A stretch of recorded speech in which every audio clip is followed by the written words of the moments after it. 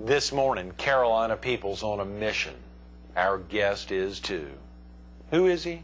You'll meet him coming up next.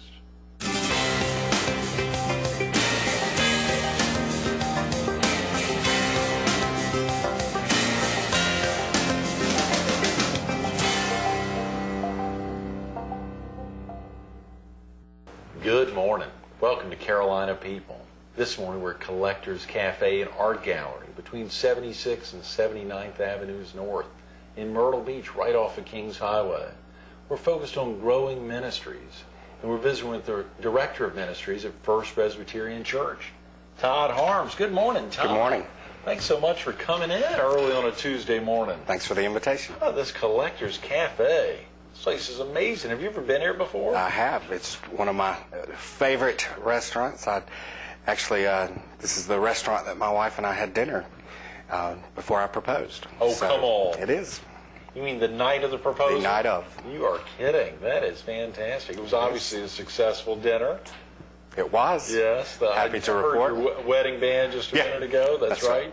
And of course, what a magnificent setup here with the art gallery. It goes on and on and on. Beautiful. It really is. Yeah, both the owners are just so talented with just the art, and the others. The other artists that are represented here. Everyone's just incredible. It is an amazing place. And of course, Sharon Simmons, the general manager here, is a mutual friend of ours. Yes, she is. She has been around the beach for quite a while and knows the industry. She, of course, opened the show this morning. And good. What a great host. Yeah, she's amazing. A great host. Growing ministries in First Presbyterian Church. There's a lot of ministry going on at the church right now and year-round. There is. We are very excited. It's a great time at First Presbyterian Church. As you know, we recently broke ground on Robert Grissom Parkway, and so we're looking forward to the future and really having the facilities to house these growing ministries. Oh, yeah. And so it's a great problem to have, but parking is an issue and meeting space and all these different things, and so we're excited to ultimately have a bigger space. Right. And a newer space, and so but yeah, we've got a lot going on at First Presbyterian. Right. The newer and bigger space on Grissom Parkway, how much larger will it be, Todd? It's well, to be honest, we have 17 acres. Right. And so the construction will actually take place in over 3 different phases. Yeah, right. But the first phase will house a great hall, our growing tree, kindergarten and preschool, as well as the administrative offices. Mm-hmm. And so it's pretty exciting. And ultimately, we'll of course all be there, and but we still have lots to build even after phase 1 will kind of conclude, hopefully late summer or early fall in next year, 2008. So that is tremendous, Todd. You joined the church as the Director of Adult Ministries. How long ago? You recently celebrated your first anniversary? I did. Yeah. I did. I've been a member of First Presbyterian Church since 1998. Is that right? Began several years ago as the Director of Singles Ministries. Right. And just last August began as the Director of Adult Ministries. Mm-hmm. And so initially I was the Director of Adult Education, and one of my heroes, Howard Barnard, retired from First Presbyterian earlier in the year. Right. And I took on the majority of his responsibilities. And so I handle adult education, fellowship, church growth, connections. I'm still doing the singles program, right. Adult mission, and as well as my first call, the adult education. So, golly, Todd, that's a lot of hats to wear. It is, but it's all connected. Right. The reality is, we really feel like to be totally connected and assimilated into the life of the church, we have a very simple formula that we kind of look at, and that's worship plus 2. Obviously, worship would be kind of Sunday morning, Wednesday afternoon, whatever form. But the 2 in the formula would be service and study. And so service might come in the form of, local mission or foreign mission, volunteerism in the life of the church. Study would obviously be, any of the Bible studies or various studies that go on during the week.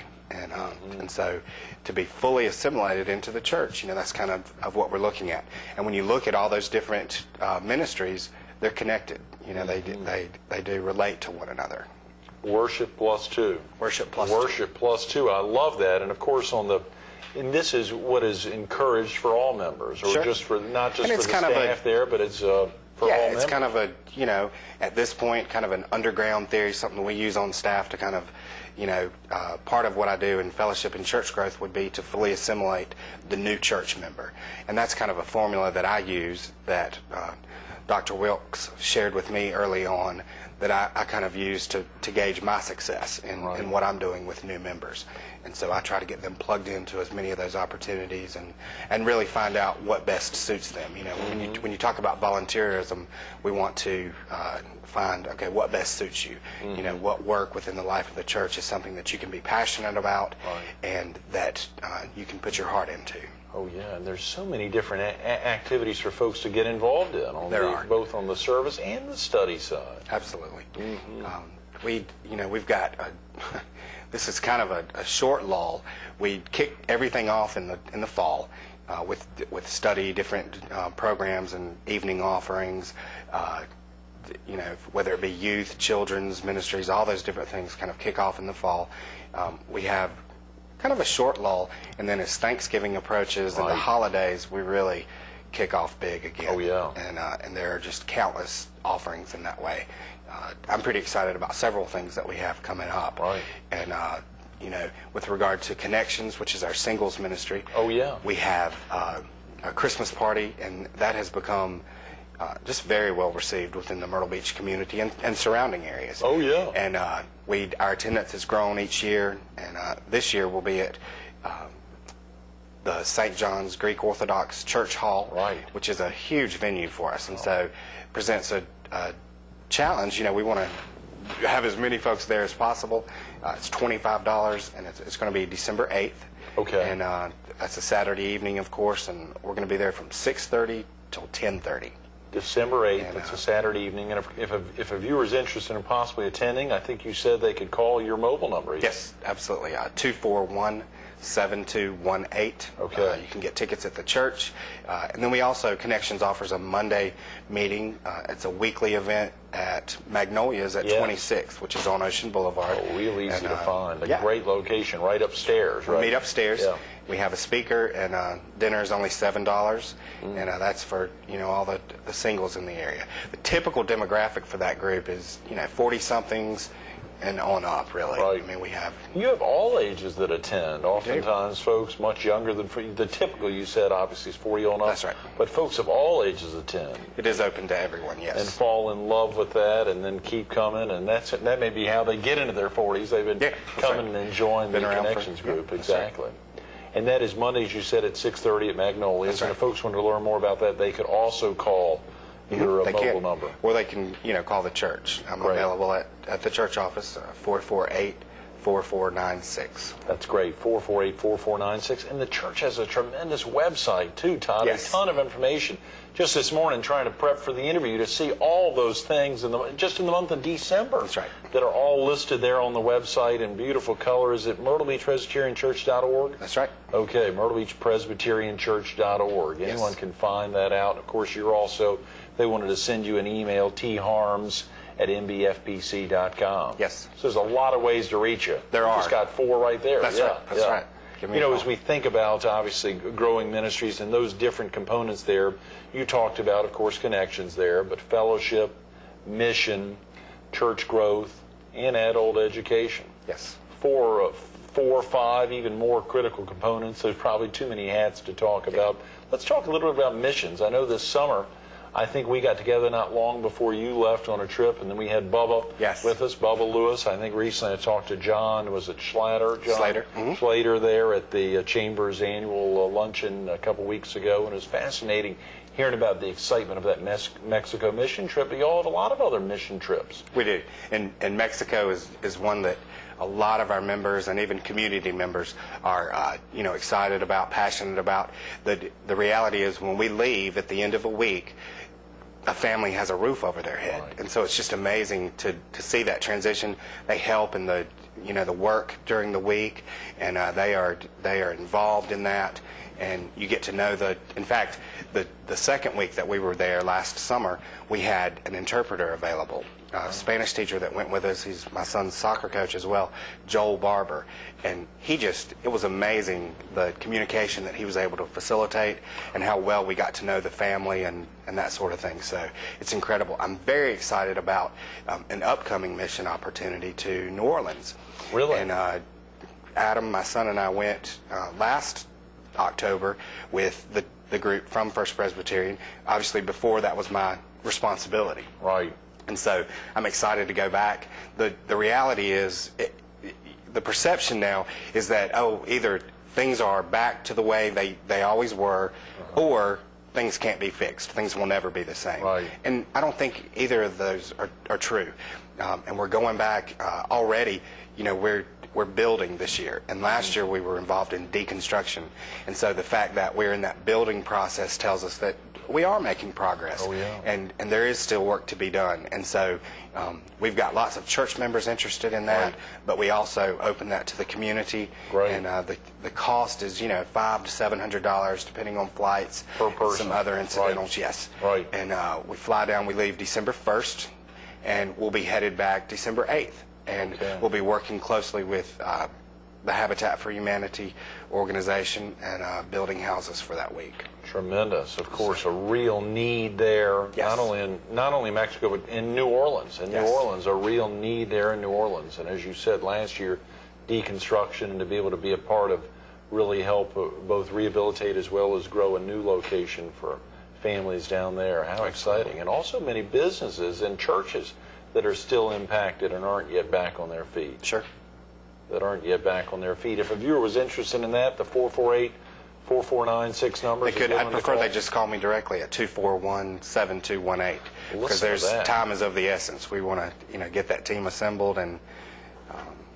Do you answer your phone a lot, Todd? 241-7218. That's great. Well, I hope that you're walking out of Collectors. I hope you got it turned off. But as you're walking out of Collectors this morning, hopefully the phone will be ringing and we can get some folks interested. But there's also needs. A lot of folks are going down there, not only giving up a week of work oftentimes to go down there, so they're giving up that pay or taking vacation for a week, but also to raise those funds. If a viewer couldn't go but wanted to help make sure that was a successful trip, can they make a donation, or did everyone have their funds already? No, I mean, we always take donations in that regard simply because there's always work to be done. Right. And we really see ourselves as a funnel for that, and the more money obviously we receive, the more we can spend. Do down there. That's and right. can spend, the more people that can go. That's right. You also did some mission trips to even parts of the U.S. that we don't think about hurricanes being impacted, but where there's a real need to minister.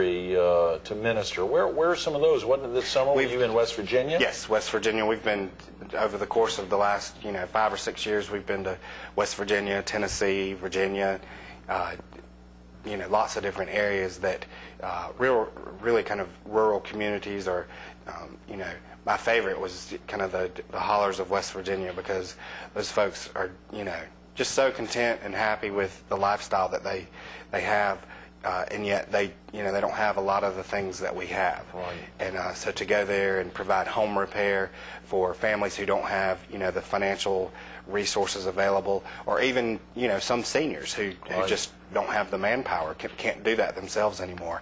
Right. And the neatest part about those trips for me is that they have traditionally been youth trips. And to see kids kind of recognize the difference that they can make, and that social responsibility, and how God calls us to be involved in that way is an incredible journey for them. And to just be there and witness that is amazing. That is tremendous, John. Well, missions are one of the many hats again, but obviously we want to think about fellowship and then church growth. Sure. Is First Presbyterian Church growing? And of course, not to take anything away from other amazing churches in this area.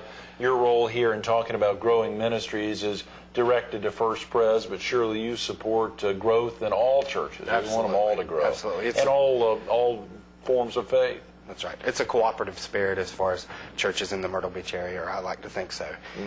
Specifically with First Presbyterian Church, one of the most exciting things we're involved with is an organization called Global Awareness Project. We've just kind of signed on to be a part of a calendar that they're launching, and Global Awareness is really an opportunity for our board to, I guess, increase awareness of other local nonprofits in the area. Right. And I don't have a list in front of me, but essentially the Humane Society or Right. Surfrider Foundation, SOS Healthcare, Right. Habitat, the local chapter of Habitat for Humanity, Right. all these different things. Those charities are involved in. It's a neat fit for me personally because our church is associated with all those helping Oh, yeah. agencies, and so for me to have a place that I can go and feel like I'm representing all of those agencies is helpful. But Global Awareness Project is launching a calendar that will partner local businesses with these local charities. Right. And the calendar will obviously be kind of January through December, so 12 opportunities. And the calendar will also feature those nonprofits as far as, this is what we do, this is our mission, that sort of Right. thing. And Global Awareness Project, their mission is to kind of increase that overall awareness. Again, just the social consciousness and just the importance of giving back. Could a viewer give you a ring at the 241-7218 number to find out more about the Global Yes. Awareness Project Absolutely. as well? How many guests give out their mobile number and say, please call? That's right. That's a great commitment, Todd, because oftentimes, you don't want to give out those numbers, but clearly your goal and your role in this Director of Adult Ministries is to reach out to everyone. You've got kids calling as well. I mean, you've got folks that recognize your face, recognize that phone number, and pick up the phone and call. Adult Ministries kind of starts with, okay, I've graduated from high school, what can I do? And that's one of the newer ministries. We want to really get the word out as far as, college age, young professionals. We'd love to, partner with them in getting them connected with some of these helping agencies and even fellowship opportunities for young people. Right, So, right. Church growth. What's going on with the church right now? Is it when we think of church growth, oftentimes folks may think of dollars, they may think of persons growing that way. Is the church growing? What are some of the... It is. I think the biggest indicator is obviously the building that we've began to invest in. Right. And, our congregation is excited about that venture. And I think it's really a joint thing. It's dollars to help those ministries grow and for the church to be a funnel that gets that money where it needs to be. And, there are lots of ways that Right. our church and all churches give back. Right. And so, yeah, we're growing, and I think it's a positive trend there, and we see the numbers increase. And Right. One of the fascinating things about Myrtle Beach First Presbyterian Church, and I don't know if it's the case with other area churches, is its effort to really reach out to folks who may not be able to make it to church every Sunday or any Sunday, and utilizing the internet. I found myself away from home. I bet the church growth numbers are even substantially more if you take the time to see how many folks are there, either on the early service or the 11 o'clock service, Yes. watching a service online. I don't know if you've looked at those numbers, Todd, but I bet they're tremendous. Well, it's a growing, we've not offered that for a terribly long time. Right, And right. so it's about getting the word out, and even, among our church members, to be able to say, okay, well, this is another venue for you to, if you're not able to be in worship, if you're sick or if you're out of town, Yeah. any of these different things. And so, we constantly try and drive traffic to the website. And, we have a pictorial directory project Oh, going yeah. on. Right. So I've got a link there, so we try and drive traffic that way so that people, will perhaps sign up for an appointment, but in the meantime kind of see, oh, well, these other things are here too, and what a great resource, what a great source of information. Website has so much tremendous information there, and obviously later this week, Brown Bradley will be with us. Good. Who is, the founder and artistic director of FPC Concerts, but at the same time, obviously, the musical director there at First Presbyterian Church, and to think about all the things going on there. As I was preparing for his interview later in the week, I saw even more stuff on the church's website. It's amazing. Brown is an incredible guy. Yeah. And he has a knack for just signing on some of the most amazing talent. It's incredible to see his lineup each year. Yeah. So Yeah, you'll have to come tune in on Thursday morning at Yes. 7. Brown Bradley will be with us. Of course, adult education, a lot, whether it's on Sunday mornings or on Wednesdays or other days during the week, whether it's during a lunch break or at night or early evening or early on a Sunday morning, adult education, even beyond that, is going on all the time. It is. It's a huge venture at our church, and it's great to be a part of an education team that recognizes the importance of that. And two of my colleagues in particular, with adult education, Reverend Chris Denny, right. Betty Singleton is on staff at the church as the director of adult ed, and Julie Scheck-Snyder is actually one of my lead volunteers with regard to adult education. And so that is just a great team, and we're excited. We've got the first ever Adult Education Week coming up January 7th through the 11th. Great. And we've got, Bill Oberst coming in, and just a great lineup. We're going to do kind of some ethical dilemmas, some work in that area, and we'll have some breakout sessions as well as just worship opportunities each day. And we're excited. That's going to be offered, each morning from 9 until 1. January 7th through the 11th. Yes. Viewers need to get their calendar out, whether it's December 8th for the Connections event there at the St. John's Greek Orthodox Church, or January 7th through 11th. That'll be at the church. There you said from 9 to around 1 or That's so. right. And they'll be, that's all week long. Adult Education Week. Adult Education Week. Never heard of such a thing. Exactly. What a brilliant idea. We're cutting edge. Yeah, Todd, y'all are. I mean, absolutely. First Presbyterian Church is cutting edge. I can't say it's always been that way. As long as you've been a member, you've seen some of those gradual changes yes. since 1998. What are some of the other changes that really stick out in your mind? Some of the progress that you've seen, whether it's the mission trips expanding and being much more active. I think the efforts there of not only just reaching out to church members, but reaching out to the community members writ large. That goal of the Mexico mission trip, you have a lot of folks that either think about attending or do attend who aren't members of First Presbyterian Church. We do. One of the neatest things, we just celebrated Heritage Sunday this past Sunday. Yeah. And the neat thing was that we have, because of our location, we have the opportunity to fellowship with some of the homeless community. Oh, yeah. And one of the gentlemen that came and joined us for lunch said to me, I noticed that you said family picnic. And so I came because I'm part of God's family. And so, that's been one of the neat things for me is just, and I hope that we just continue to diversify, with members in our church and that sort of thing, and just not even members, not even that you have to join, but just those that will, partner with us in education opportunities, mission opportunities. And the other neat thing is that I have become more aware of the things that are accomplished at First Presbyterian Church. But, it's been a process. And the neat thing is that as I became more proactive and as I sought out opportunities to be involved, I found that they were always there. Right. And so sometimes you have to, look for ways to get connected. And I would just encourage everyone, whether it's at First Presbyterian Church or your own church, if you're not in a church, just take that effort because it's a great opportunity to get involved.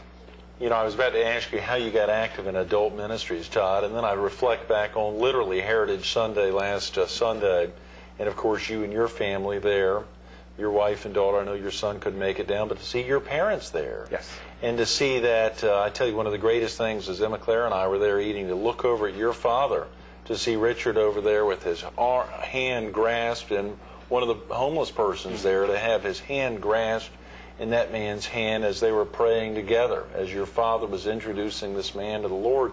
I know your parents, obviously not living in the area, but being there on Heritage Sunday in a real family atmosphere, it was tremendous to see your father there and to see your mother even standing right by his side, supporting him as he reached out in a form of ministry.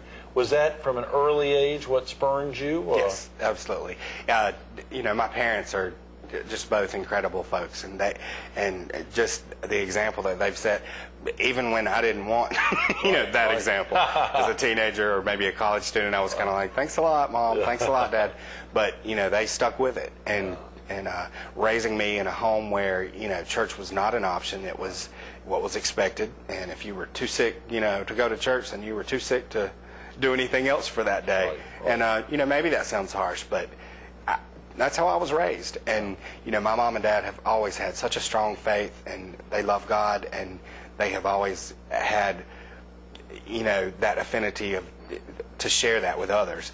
Right. And my dad is very involved in prison ministries at home, and with the, albeit it's a smaller community because my parents are from a small town, but he has a real heart for the homeless, and just the opportunity to minister with them and be in fellowship with them. And selfishly, I have tried to talk Mom and Dad into moving here. Oh. And, I thought, wow, that's awesome when I saw that. But I also selfishly thought, oh, well, maybe Dad's seeing some opportunity here in the Myrtle Beach community, because when I first decided to move here, my parents were very concerned, just because you don't think of Myrtle Beach as the place you move to right. To I guess become closer to God and really, Well, you sure have, Todd. Thanks so much for being with us this morning. I'm sorry we've run out of time. Thank you. Absolutely. Stay tuned to more Carolina People with Todd Harms, Director of Adult Ministries at First Presbyterian Church, coming up next. Whether it's the mission trip to New Orleans December 1st through the 8th, or the Connections annual Christmas party there on December 8th, or the Adult Education Week from January 7th to the 11th, stuff is going on all the time at First Presbyterian Church in Myrtle Beach. Go online to myrtlebeachpresbyterianchurch.org. Pick up the phone, 843-448-4496. Or what about this guy, the Director of Adult Ministries, giving out his cell phone number? He wants you to call it, 843-241-7218. Todd Harms, every day making that effort. Go online, you'll see a lot more than just those 3 dates we talked about. Date after date, event after event. First Presbyterian Church every day, making a difference in the community, making a difference to so many, and making a difference to its family. And you're part of that family. Go online, learn more about Myrtle Beach First Presbyterian Church.